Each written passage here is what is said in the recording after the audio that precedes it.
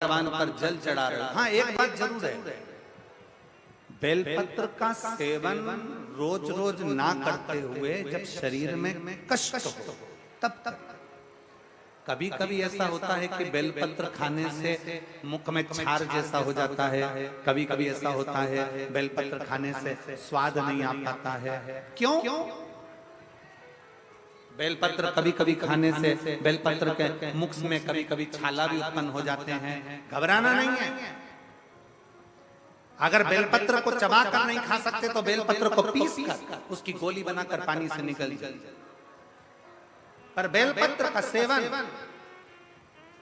Sugar, BP, thyroid आदि जितनी भी बीमारियां होती हैं उसमें फायदेमंद है।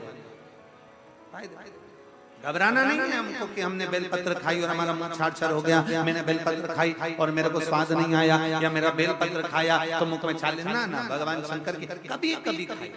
और कोमल सी बेलपत्र, बहुत बड़ी सी बेलपत्र नहीं, बिल्कुल छोटी सी कोमल सी बेलपत्र शंकर पर चढ़ी हुई, शिव का नाम लेकर श्री शिवाय नमस्तुभ्यं बोल कर खा लीजिए। और बेलपत्र से अगर आप सेवन नहीं कर सकते तो शंकर पर चढ़े हुए जल को छोटी सी कटोरी में या कलश में झेल कर उसका आचमन जरूर करें।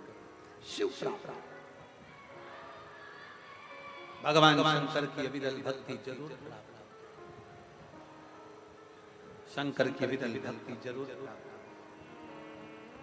और शंभो शायद ने कह दिया, अरे राम जी, आपने रावण को मारा, आपने कुंभकर्ण को मारा, आपने मेघनाथ को मारा, आपने ब्राह्मणों की हत्या करी है, इसलिए आपके माथे पर ब्रह्म हत्या लगी है, आपके मस्तक पर ब्रह्म हत्या लगी है, आपके माथे पर ब्रह्म हत्या लगी है। राम जी,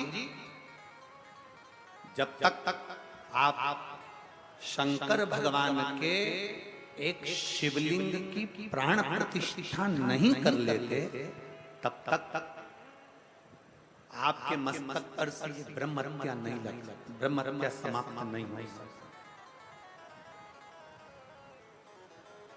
ध्यान देना,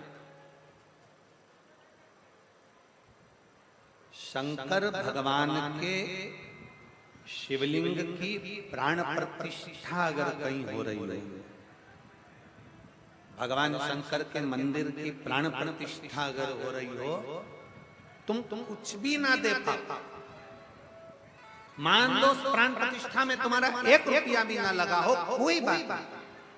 और शिव महापुराण की कथा कहती है कि उस प्राण प्रतिष्ठा में एक बार अपने मोहल्ले में, अपने नगर में, अपने कॉलोनी में अगर शंकर की प्राण प्रतिष्ठा हो रही हो, 5 दिन, 3 दिन, 2 दिन, 1 दिन अगर प्रतिष्ठा हो रही हो, तो एक बार कुछ दे पाओ ना दे पाओ, उस प्राण प्रतिष्ठा में एक बेलपत्री, एक बेलपत्र और एक धतूरा शंकर भगवान की उस प्राण प्रतिष्ठा में जरूर देगा।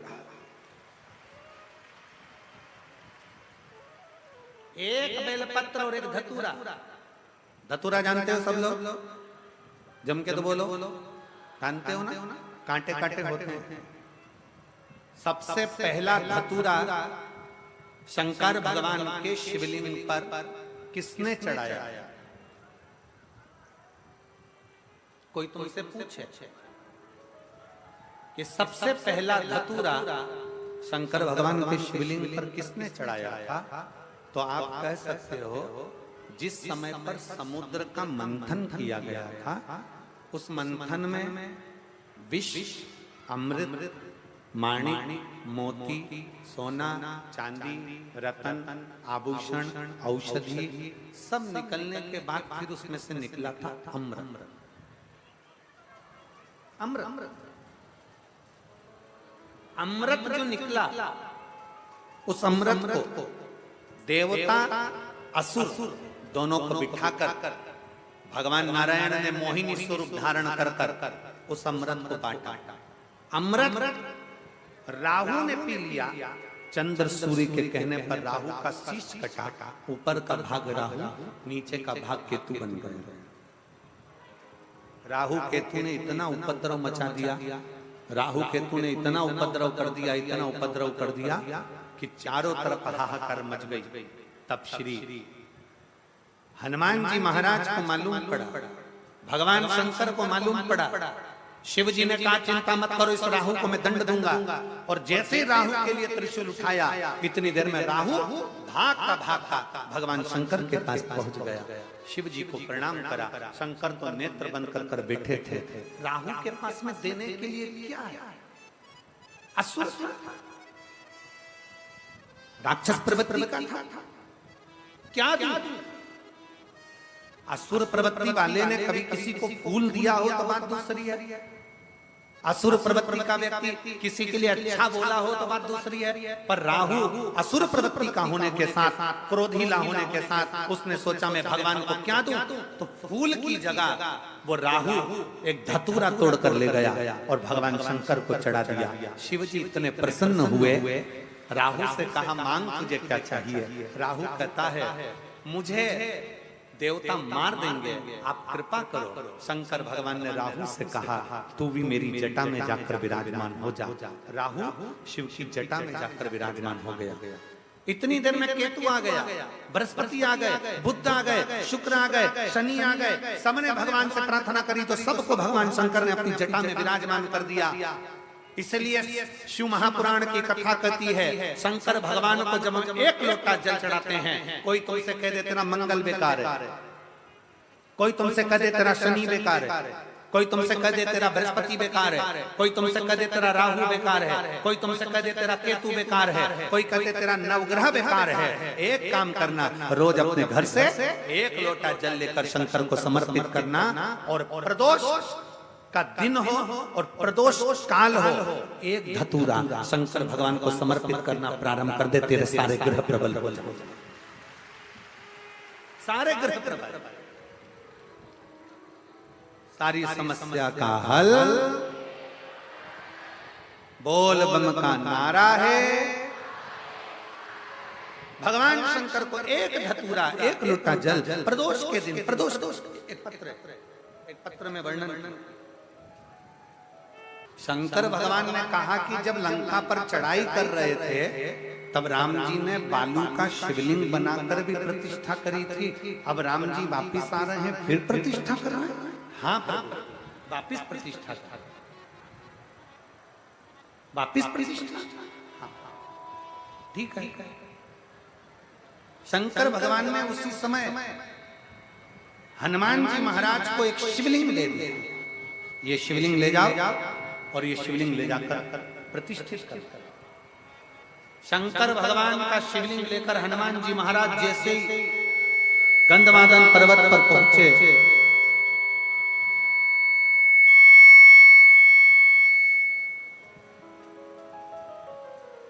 शंकर भगवान का शिवलिंग लेकर जैसे ही हनुमान जी गंधमादन पर्वत पर पहुंचे, श्री हनुमान जी महाराज जैसे ही पहुंचे तो हनुमान जी देखकर थकित रह गए कि उस जगह पर जहां पर भगवान शंकर का शिवलिंग हनुमान जी लेकर आए हैं, वो शिवलिंग रखने की जगह पर वहां तो बालू का शिवलिंग रखा हुआ है और उसकी प्राण प्रतिष्ठा हो गई, उसकी प्राण प्रतिष्ठा हो गई। हनुमान जी की आंखों में जल भर गया। सीताराम सरकार ने देखा, भगवान राम जी ने देखा कि ये हनुमान तुम रो रहे हो। सब दुनिया का हर व्यक्ति आपको रोता हुआ देख सकता है, पर केवल मेरा देव अधिदेव महादेव आपको कभी रोता हुआ नहीं देख सकता। एक पत्र राम जी से श्री हनुमान जी महाराज ने पूछा, प्रभु मुझे एक बात बताओ कि आपने मुझे शिवलिंग लेने भेज दिया और बालू के शिवलिंग की प्रतिष्ठा कर दी, प्राण प्रतिष्ठा कर दी, मुझे भेजा और आपने शिवलिंग रख दिया, ऐसा क्यों, किस लिए? भगवान राम जी ने हनुमान जी को बुलाकर कहा, हनुमान जिस समय पर प्रतिष्ठा हो रही थी शिवलिंग की, मैं ये जानता हूं हनुमान कि तू भी शंकर का एक रूप है। मैं ये जानता हूं कि तू शिवलिंग की प्राण प्रतिष्ठा के समय पर तू शंकर का एक रूप है। हनुमान प्रतिष्ठा करते समय ब्राह्मण मंत्र बोलते और शंकर का आवाहन करते, तो शिव के आवाहन की जगह तू आ जाता और इस शंकर के शिवलिंग में तू समा जाता। शंकर के शिवलिंग में अगर तू समा जाता तो मेरा एक भक्त मुझसे दूर हो जाता। और मैं चाहता हूं हनुमान कि जब तक संसार सागर में पृथ्वी पर जब तक मनुष्य हैं तब तक हनुमान भी इस पृथ्वी पर रहकर भगवान की भक्ति करता है। हनुमान भी इस पृथ्वी पर भगवान की भक्ति करता रहे, इसलिए मैं तुझे इस शिवलिंग के अंदर प्रतिष्ठित नहीं करना चाहता।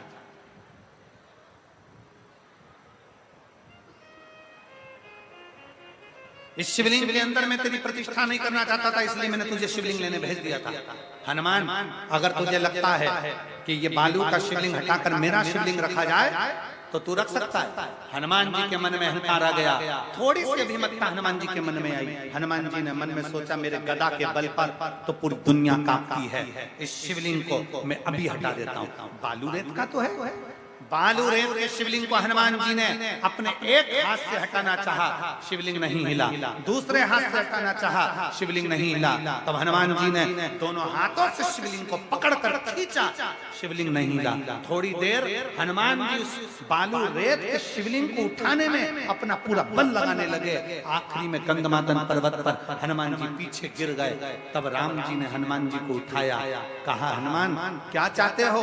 हनुमान जी कहते हैं, ये शिवलिंग हिल नहीं सकता, मुझे अपनी वीरता का अहंकार था। मैं समझ नहीं पाया कि शंकर का अगर मिट्टी का शिवलिंग है, शंकर का पारद का शिवलिंग है, शंकर का लकड़ी का शिवलिंग है, शंकर का स्फटिक का शिवलिंग है, शंकर का पाषाण का शिवलिंग है, चाहे शंकर भगवान का चांदी, सोना, तांबा, पीतल जिसका भी शिवलिंग है, शंकर भगवान का चाहे बालू रेत का शिवलिंग है, अगर उसकी पूजन हो रही है तो उसमें शिव विराजमान हो जाता है, उसे कोई हिला नहीं पाता। उसमें शंकर का है, कोई कहता है पीतल का है, कोई कहता है चांदी का है, कोई कहता है स्फटिक का है, कोई कहता है इसका है, कोई कहता है उसका है।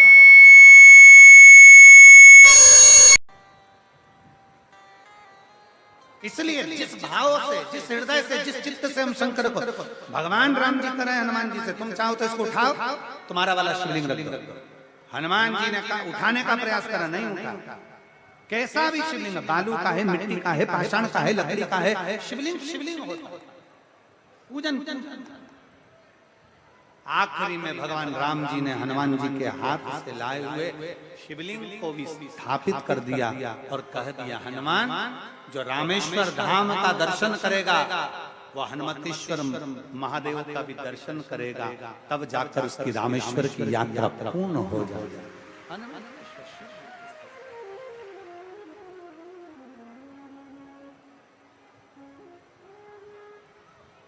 दिल से भाव, घर के शिवलिंग के सामने हो, चाहे अपनी कॉलोनी, अपनी सोसाइटी, अपने नगर, अपने गांव के शिवलिंग के सामने हो, दिल से झोली पसार कर जब मांगा जाता है तो शिव देता जाता है।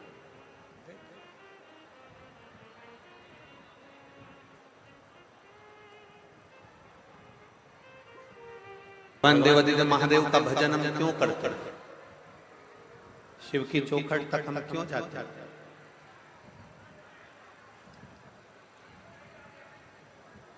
आप इतने सारी मात्रा में बैठे हुए, आप में से किस किस के यहाँ पर गौ माता है? जिनके घर में, खेत पर, खले में, किस किस के यहाँ पर गौ माता है? जरा हाथ उठाओ जरा। है सबके यहाँ? रख रख। और मैं पूरे उत्तर प्रदेश के हापुड़ क्षेत्र के सभी श्रोता भाई बहनों को धन्यवाद देता हूं कि आपके घर में गौ माता है, उसके लिए धन्यवाद।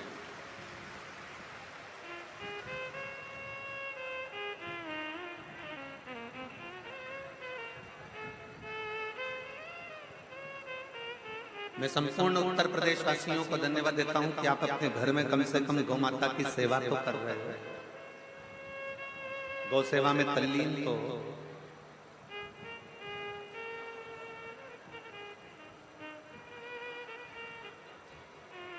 गौ माता के प्रति आपकी तत्परता तो है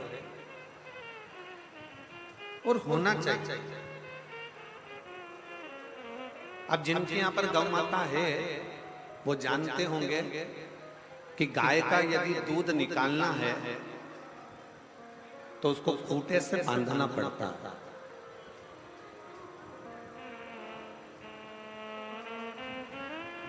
गौ माता का अगर दूध निकालना है तो उसको खूंटे से बांधना पड़ेगा।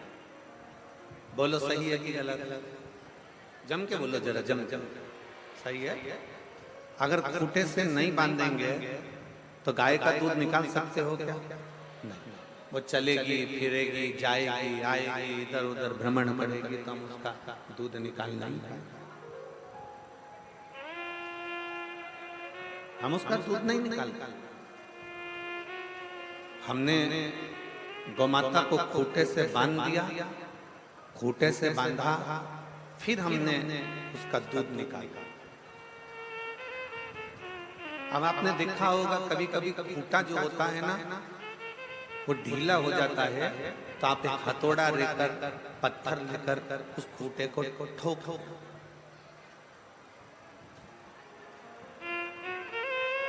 क्यों ठोकते हो? कि वो ढीला हो गया, वो ढीलापन आ गया उसमें तो वो खूंटा उतर जाएगा, वो खूंटा निकल जाएगा, इसलिए उसको अपने पत्थर से आपने उसको हथौड़े से। हम किस कारण से प्रयागराज की इस पवित्र भूमि पर पहुंचते हैं? क्यों? क्योंकि वहां 3 कार्य होते हैं। पहला, पवित्र नदियों का स्नान हो जाता है। दूसरा, साधु संत सन्यासी तपस्वी साधक उपासक का दर्शन हो जाता है। और तीसरा, हम भारतीयों को, हम सनातनियों को अपनी संस्कृति का ज्ञान हो जाता है कि हमारी संस्कृति हमारा धरोहर है।